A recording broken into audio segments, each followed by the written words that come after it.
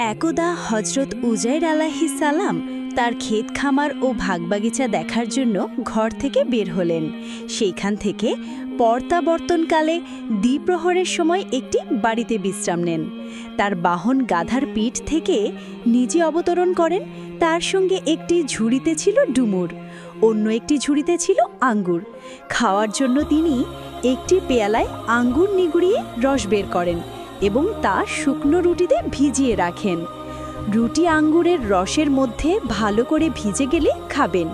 এই সময়ের মধ্যে বিশ্রামের উদ্দেশ্যে চিত হয়ে শুয়ে পড়লেন। এই অবস্থায় তিনি বিধ্বস্ত ঘরগুলোর মধ্যে লক্ষ্য করলেন, যার আদিবাসীরা ধ্বংস হয়ে গিয়েছিল। তিনি অনেকগুলো পুরাতন হাড় দেখতে পেয়ে মনে মনে ভাবলেন, মৃত্যুর পর আল্লাহ তাআলা এগুলোকে কী রূপে জীবিত করবেন। আল্লাহ যে জীবিত করবেন এতে তার আদৌ কোনো সন্দেহ ছিল না, কিন্তু এই কথাটি সে শুধুমাত্র অবাক বিষয়ের সাথে ভেবেছিলেন। অতঃপর আল্লাহ তাআলা ফেরেশতাকে পাঠিয়ে তার রূহ কবজ করান এবং ১০০ বছর পর্যন্ত মৃত অবস্থায় রেখে দেন। ১০০ বছর পূর্ণ হলে আল্লাহ তাআলা উজাইর আলাইহিস সালামের নিকট একজন ফেরেশতাকে পাঠিয়ে দেন। ফেরেশতা এসে উজাইর আলাইহি ওয়াসাল্লামের অন্তর ও চক্ষুদয় জীবিত করলেন, যাতে আল্লাহ তাআলা মৃতকে কিভাবে জীবিত করেন তা সে চক্ষুদয় দিয়ে দেখেন এবং অন্তর দিয়ে অনুভব করেন। এরপর আল্লাহ তাআলার নির্দেশে ফেরেশতা উজাইর আলাইহি ওয়াসাল্লামের বিকৃত হাড়গুলো জুড়ো করে তার মধ্যে গোশত লাদালেন, চুল পশম যথাস্থানে সংযুক্ত করলেন এবং চামড়া দ্বারা সমস্ত শরীর আবৃত করলেন। অবশেষে তার মধ্যে রূহ প্রবেশ করালেন। তার দেহ এইভাবে তৈরি হচ্ছে তা তিনি প্রত্যক্ষ করেছিলেন এবং অন্তর দিয়ে আল্লাহর কুদরত উপলব্ধি করেছিলেন। উজাইর আলাইহি ওয়াসাল্লাম উঠে বসলেন। ফেরেশতা জিজ্ঞাসা করল, আপনি এই অবস্থায় কতদিন অবস্থান করলেন?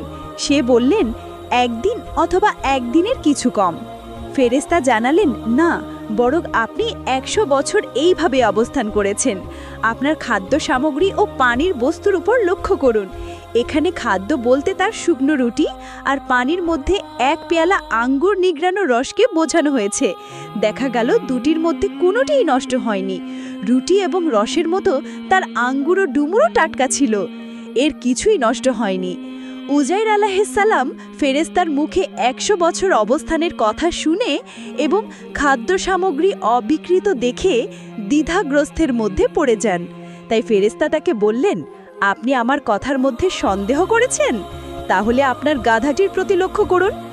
উজাইর লক্ষ্য করলেন তার গাধাটি মরে পচে গলে প্রায় নিশ্চিহ্ন হয়ে গেছে। হাড়গুলো পুরাতন হয়ে যন্ত্রতন্ত্র বিকৃত হয়ে পড়ে আছে। অতঃপর ফেরেশতা হাড়গুলোকে আহ্বান করলেন। সঙ্গে সঙ্গে হাড়গুলো চতুর্দিক থেকে এসে একত্রিত হয়ে গেল এবং ফেরেশতা সেগুলো পরস্পরের সঙ্গে সংযুক্ত করে দিলেন। উজাইর তা দেখছিলেন। তারপর ফেরেশতা গাধাটির কঙ্কালের রগ, শিরা, অস্থিনা সংযুক্ত করলেন, গোশত দ্বারা আবৃত করলেন ও চামড়া দিয়ে তা ভালো করে লাগালেন। অবশেষে তার মধ্যে রূহ প্রবেশ করালেন। ফলে গাধাটি মাথা ও কান খাড়া করে দাঁড়ালো এবং কিয়ামত আরম্ভ হয়ে গেছে ভেবে চিৎকার করতে লাগলো। যখন উজাইর আলাইহিস সালামের নিকটে বিষয়গুলি স্পষ্ট হয়ে গেল, তখন তিনি বললেন, আমি জানি যে আল্লাহ তাআলা সর্ববিশেষ ও সর্বশক্তিমান। মৃতকে জীবিত করা সহ যে কোনো কাজ করতে তিনি সক্ষম। অতঃপর উজাইর আলাইহিস সালাম নিজ গাদার পিঠে আরোহণ করে উক্ত এলাকায় চলে যান, কিন্তু সেখানে কোনো লোককেই তিনি চিনতে পারলেন না, আর তাকেও কেউ চিনতে পারল না। নিজের বাড়িঘরও তিনি সঠিকভাবে চিনে উঠতে পারছিলেন না। অতঃপর ধারণার বশে নিজের মনে করে এক বাড়িতে গেলেন। সেইখানে অন্ধ ও পঙ্গু বৃদ্ধাকে পেলেন, যার বয়স ছিল ১২০ বছর। সেই বৃদ্ধা ছিল উজাইরের পরিবারের দাসী। ১০০ বছর পূর্বে তিনি যখন বাড়ি থেকে বের হয়ে যান, তখন বৃদ্ধার বয়স ছিল ২০ বছর এবং উজাইরকে সে ভালো করেই চিনত। বৃদ্ধ বয়সে উপনীত হলে সে অন্ধ ও পঙ্গু হয়ে যায়। উজাইর বৃদ্ধাকে জিজ্ঞাসা করলেন, হে বৃদ্ধা, এটা কি উজাইর নিজের বাড়ি? বৃদ্ধা বলল, হ্যাঁ, এটা উজাইরের বাড়ি।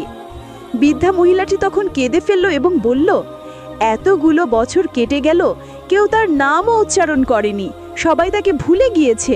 উজাইর নিজের পরিচয় দিয়ে বললেন, আমি সেই উজাইর। আল্লাহ তাআলা আমাকে ১০০ বছর মৃত অবস্থায় রেখে পুনরায় জীবিত করেছেন। বৃদ্ধা বললেন, কি আশ্চর্য, আমিও তো 100 বছর ধরে তাকে খুঁজে পাচ্ছি না। সবাই তার নাম ভুলে গিয়েছে, কেউ তাকে স্মরণ করে না। তিনি তখন বললেন, আমি সেই উজাইর। বৃদ্ধা বলল, আপনি যদি উজাইর হন তাহলে উজাইরের দোয়া আল্লাহ তাআলা কবুল করতেন। কোনো রোগী বা বিপদগ্রস্তকের জন্য দোয়া করলে আল্লাহ তাআলা তাকে নিরাময় করতেন এবং বিপদ থেকে মুক্ত করতেন। সুতরাং আপনি আমার জন্য দোয়া করুন, আল্লাহ তাআলা আমার দৃষ্টিশক্তি ফিরিয়ে দিলে আপনাকে দেখব এবং আপনি উজাইর হলে আমি চিনব। উজাইর দোয়া করলেন এবং বৃদ্ধার চোখে হাত বুলিয়ে দিলেন। এতে তার অন্ধত্ব দূর হয়ে গেল। তারপর তিনি বৃদ্ধার হাত ধরে বললেন, আল্লাহর হুকুমে তুমি উঠে দাঁড়াও। সাথে সাথে তার পঙ্গুত্ব দূর হলো। সে উঠে দাঁড়ালো। অতঃপর উজাইরের দিকে তাকিয়ে বলল, আমি সাক্ষ্য দিচ্ছি আপনিই উজাইর। এরপর সেই বৃদ্ধা বনি ইসরাইলে মহল্লায় চলে গেল। সে দেখল তারা এক আসরে জমায়েত হয়েছে। সেই আসরে উজাইরের এক বৃদ্ধ পুত্র উপস্থিত ছিল, যার বয়স ছিল 118 বছর। পুত্রের পুত্রও তথা উপস্থিত ছিল। তারা আজ বুড়ো। বৃদ্ধা এক পাশে দাঁড়িয়ে মজলিসের লোকেদের বলল, উজাইর তোমাদের মধ্যে আবার ফিরে এসেছেন। কিন্তু বৃদ্ধার এ কথা তারা হেসে উড়িয়ে দিল। তারা বলল, তুমি মিথ্যুক। বৃদ্ধা নিজের পরিচয় দিয়ে বলল, আমি অমুক, তোমাদের বাড়ির দাসী। উজাইর এসে আমার নিকট আল্লাহর কাছে দোয়া করেছেন। তিনি আমার দৃষ্টিশক্তি ফিরিয়ে দিয়েছেন এবং পঙ্গু পা সুস্থ করে দিয়েছেন। আর বলেছেন আল্লাহ তাআলা তাকে 100 বছর মৃত অবস্থায় রেখে আবার জীবিত করে দিয়েছেন। এই কথা শুনে লোকজন উঠে উজাইরের বাড়িতে গেল। উজাইর আলাইহিস সালামকে ভালো করে দেখল। উজাইরের বৃদ্ধ পুত্র বলল, আমার পিতার 2 কাঁধের মাঝে একটি ছোট্ট তিল ছিল। সে কাঁধের কাপড় উঠিয়ে তিল দেখে তাকে চিনতে পারল। তার পুত্ররা বলল, এটাই আমার পিতা। বনি ইসরায়েলের লোকেরা উজাইরকে বলল, আমরা শুনেছি আপনি ছাড়া অন্য কোনো লোকের তাওরাত কিতাব মুখস্থ ছিল না। এদিকে ভুক্ত নজর এসে লিখিত তাওরাতের সমস্ত কপি পুড়িয়ে দিয়েছে, একটি অংশ অবশিষ্ট নেই। তথা আপনি আমাদের জন্য একখানা তাওরাত কিতাব লিখুন।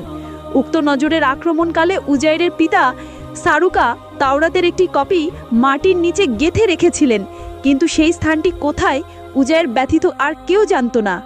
তখন উজাইর উপস্থিত লোকেদের সাথে নিয়ে সেই জায়গায় গেলেন এবং মাটি খুঁড়ে তাওরাতের কপি বের করলেন। কিন্তু এতদিনে তাওরাতের পাতাগুলো নষ্ট হয়ে সমস্ত লেখা মুছে গিয়েছে। এরপর তিনি একটি বৃক্ষের নিচে গিয়ে বসলেন। বনি ইসরায়েলের লোক তার পাশে গিয়ে ঘিরে বসল। কিছু দূর পর আকাশ থেকে 2টি নক্ষত্র তার পেটে এসে পড়ল। এতে করে তাওরাত কিতাব তার স্মৃতিতে ভেসে উঠল। তখন বনি ইসরায়েলের জন্য তিনি নতুন করে তাওরাত কিতাব লিখে দিলেন।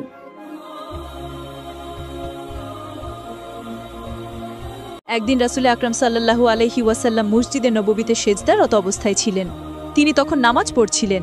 নবী করিম সাল্লাল্লাহু আলাইহি ওয়াসাল্লাম যখন সেজদায় চলে গেলেন, কোথা থেকে যেন হোসাইন রাদিয়াল্লাহু তাআলা আনহু দৌড়ে এসে নবীজির ঘাড়ে চেপে বসলেন। নবীজির মাথায় ছিল পাপড়ি চুল। সেই চুলগুলো ধরে ঘাড়ে বসে হোসাইন রাদিয়াল্লাহু তাআলা আনহু বলতে লাগলেন, চল রে ঘোড়া চল, চল রে ঘোড়া চল। নবীজিকে ঘোড়া বানিয়ে হযরত হোসাইন রাদিয়াল্লাহু তাআলা আনহু সেখানে খেলা করছিলেন। নবীজি সেজদায় পড়েছিলেন। সুবহানাল্লাহ রাব্বিয়াল আলা, এই তাজবি তিনি 5 বার 10 বার বাড়াতেই লাগলেন। এক পর্যায়ে নবীজি ভাবলেন, আমি যদি দীর্ঘক্ষণ এইভাবে সেজদায় পড়ে থাকি, না জানি আমার আল্লাহ রাব্বুল আলামিন রাগ করবেন। আল্লাহ রাব্বুল আলামিন হয়তো ভাববেন, বন্ধু নাতিকে পেয়ে খেলা শুরু করে দিয়েছ, আমি আল্লাহকে ভুলে গিয়েছ। এমন সময় নবীজি সেজদা থেকে উঠে যাবেন। ঠিক এমন সময় আল্লাহ রাব্বুল আলামিন ডেকে বললেন, হে বন্ধু, হোসাইন আপনাকে ঘোড়া বানিয়েছে। হোসাইন আপনাকে ঘোড়া বানিয়ে হোসেন যতক্ষণ পর্যন্ত আপনার পিঠ থেকে নামবে না, আপনি ততক্ষণ পর্যন্ত সেজদায় পড়ে থাকুন।